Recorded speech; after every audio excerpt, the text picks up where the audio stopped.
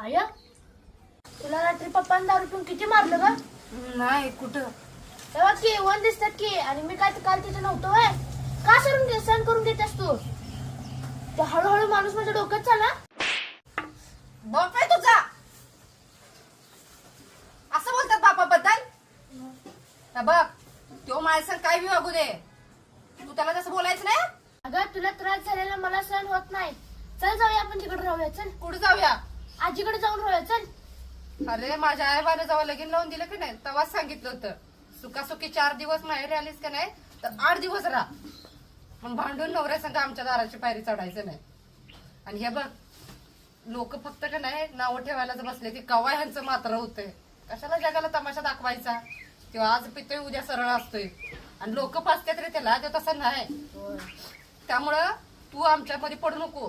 तू तुझ्या शाळेवर लक्ष दे आणि मोठा साहेब बन. बाप दारू पिऊन काय अवस्था होते संसाराची बघतोयस तू. तू असल्या भानगडीत पडू नको. आणि तुझ्या बायकोला जी मला असा त्रास होतोय की नाही तसा त्रास तुझ्या बायकोला कवा देऊ नको. काय नवराच आहे आपला, म्हातारपणात तेच आहे. त्याला माया येईल म्हणून दुसऱ्याला येईल का? एका बाईची इज्जत नवऱ्या संग राहण्यातच आहे रे मुला. लय मायाचा आहेस तू. जा म्हशीला वैरण घाल जा.